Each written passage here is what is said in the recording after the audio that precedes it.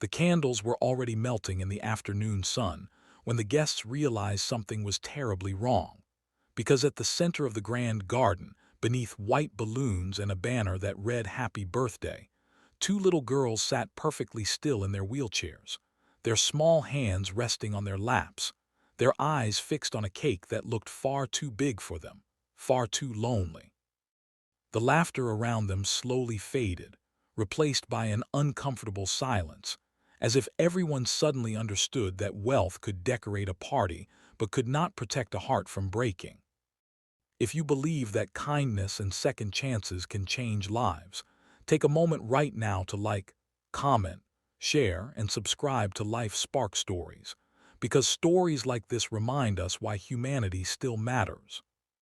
The girls were named Arya and Aloan, 8-year-old twin daughters of the powerful CEO Rowan Vale, a man known across the city for his glass towers, sharp suits, and relentless ambition. Daylight poured across the manicured lawn of his estate, revealing every detail of luxury, yet none of it could soften the quiet pain sitting beside the birthday cake.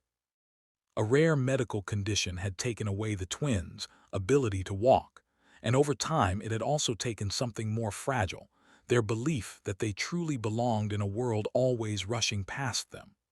Rowan had spared no expense for the party, hoping the spectacle would replace what his daughters had lost, but as he stood watching from a distance, he felt the crushing realization that money had once again failed him.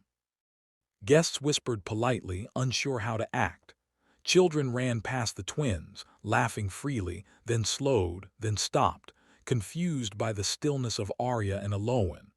The twins smiled faintly, the practiced smiles of children who had learned not to expect too much. Their mother had passed away years earlier, and since then Rowan had tried to be everything at once: provider, protector, and miracle maker. Yet here he was, unable to give them the one thing they wanted most, to feel seen and included on their own birthday. At the edge of the garden stood a man no one important seemed to notice. His name was Mateo Cruz, a single father who worked mornings at a nearby construction site and afternoons delivering groceries. He had been invited only because his young son, Jonah, attended the same physical therapy center as the twins. Mateo's clothes were simple, his shoes worn, and his posture tired, but his eyes carried a quiet awareness sharpened by years of raising a child alone. As he watched Arya and Aloan sit by the cake, something tightened in his chest, a familiar ache he recognized from watching his own son feel left out too many times.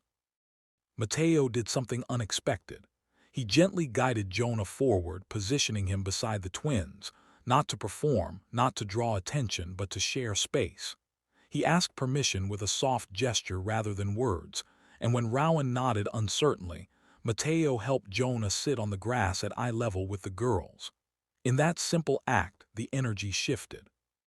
Jonah pulled a small toy airplane from his pocket, one he carried everywhere, and began to move it slowly in the air, letting it glide and dip in front of the twins.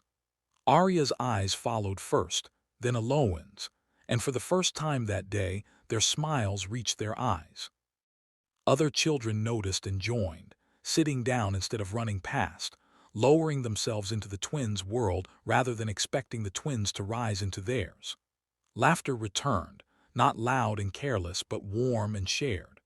The candles were relit, and as the birthday song drifted through the bright afternoon, Arya and Aloan leaned slightly toward each other, their shoulders touching, grounded by a moment that felt real instead of staged.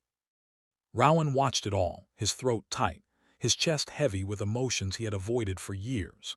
He realized that Mateo had given his daughters something no therapist, doctor, or fortune ever had: dignity through inclusion.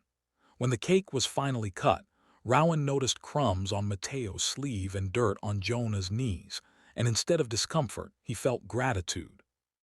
He saw clearly now that strength did not always arrive in tailored suits. Sometimes it came in the form of a tired single dad brave enough to step forward. As the sun dipped slightly but daylight still ruled the sky, Rowan made a quiet promise to himself to build a different kind of legacy, one that made room for compassion.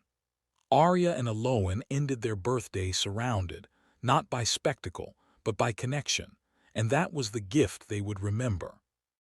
If this story touched your heart, please engage with this video and help spread its message, because stories like this only live on when they are shared.